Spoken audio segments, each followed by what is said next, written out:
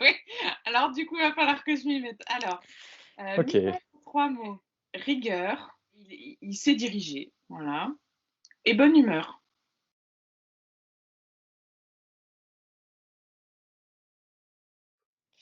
Alors, quand j'ai accédé à la présidence de la FFM, pour moi vraiment la chose importante, c'était de structurer, et de penser à la gouvernance de cette association et au-delà de ça, il fallait structurer les choses, je pense un peu les professionnaliser d'une certaine façon pour qu'on soit plus efficace et pour on puisse passer à l'action, concrètement.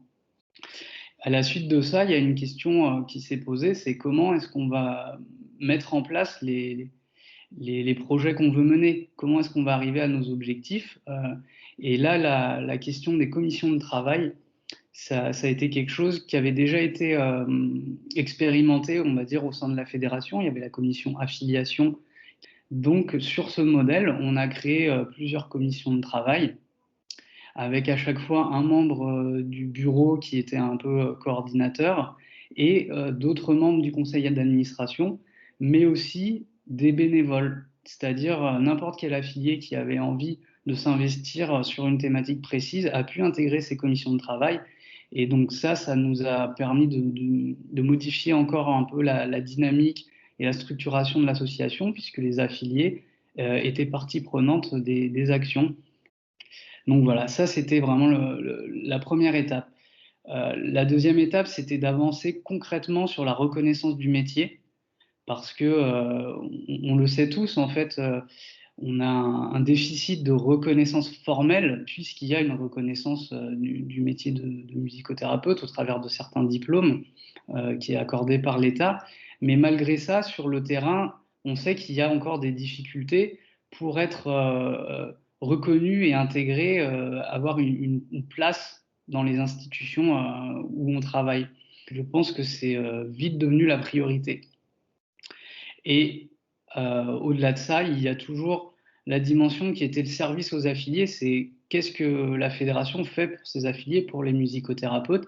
Et donc là, on a eu une réflexion sur qu'est-ce qu'on pouvait proposer aux affiliés, comment la fédération pouvait soutenir et être utile aux affiliés, aux musicothérapeutes. Finalement, on a pris la suite de ce qui était déjà aussi installé auparavant. C'est juste que voilà, à 6, on était plus fort que les bureaux précédents aussi. Une fois qu'on a un peu structuré, voilà, le rôle du bureau, le lien entre le bureau et le conseil d'administration, qu'on a appris à travailler ensemble, parce que du coup, on était un bureau nouvellement élu. Et c'est vraiment sur ce travail d'équipe qu'on s'est appuyé, qu'on a réfléchi ensemble. Et donc, on a mis en place le travail par commission. Et puis, je pourrais peut-être laisser Émilie terminer sur la mise en place du COEP. C'était un projet important pour moi, effectivement, sur mon mandat de vice-présidente, de mettre en place ce COEP qui regroupe 5 professionnels, en fait, médecins ou musicothérapeutes, qui peuvent réfléchir en fait à toute la dimension éthique de notre profession et justement vers lesquels les musicothérapeutes ou les usagers ou les familles d'usagers peuvent aussi se tourner pour leur poser des questions de cette nature-là. Et ça a été, un gros travail apparemment. Ouais, c'était cool. C'était sympa à C'était faire. cool, ouais? Ouais, c'était Pour cool, ouais. pour toi aussi, Michael? Oui, oui, oui.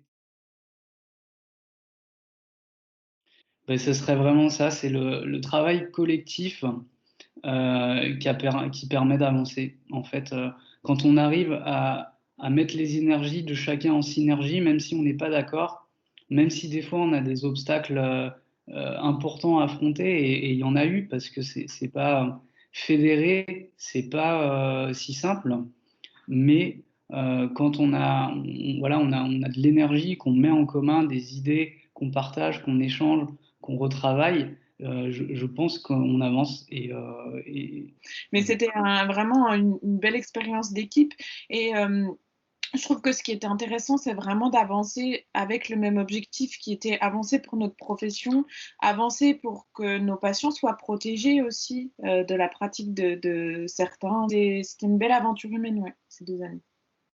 donc ça c'est un point très important, je pense, c'était de savoir vers quoi on va exactement et puis comment on va y aller.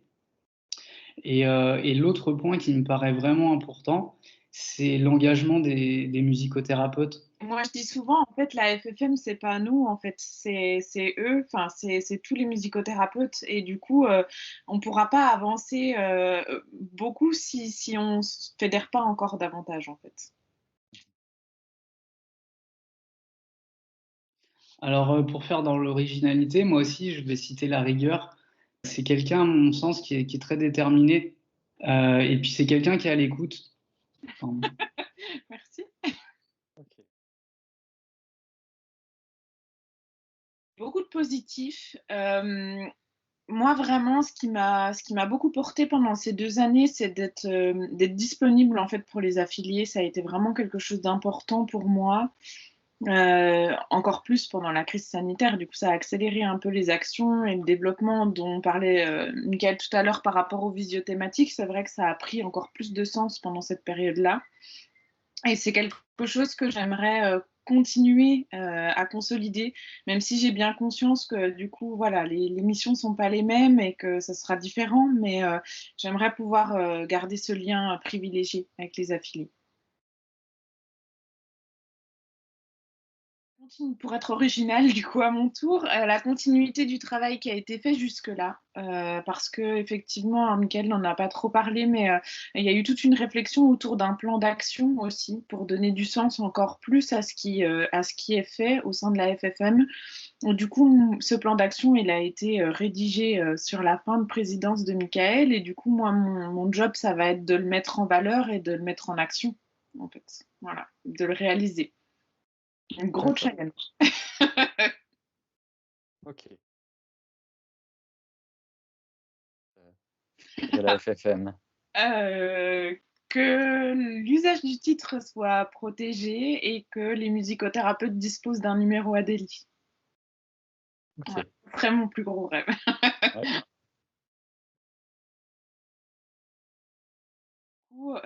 Ma plus grosse peur, ce serait de ne pas réussir à fédérer tout le monde, en fait. Bien que j'ai conscience en disant ça que de toute façon, forcément, on peut pas faire l'unanimité et que je porte pas tout ça toute seule. Je porte vraiment ça avec le bureau et le CA. Mais voilà, ce serait de laisser en fait des gens sur le côté et ouais, c'est ma crainte. Voilà.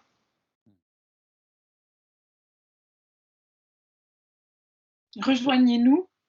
Ensemble, on sera plus fort et on ira plus loin.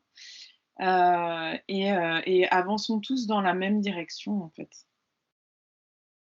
ouais, je pense que c'est ça. On va devoir passer par une bataille si on veut, voilà, pouvoir exercer dans des bonnes conditions, être reconnu voilà, à notre juste valeur, on va dire, dans les institutions et dans le système de soins français. Et pour ça, il va falloir se battre. Mais si on se bat ensemble, on a plus de chances d'arriver au bout.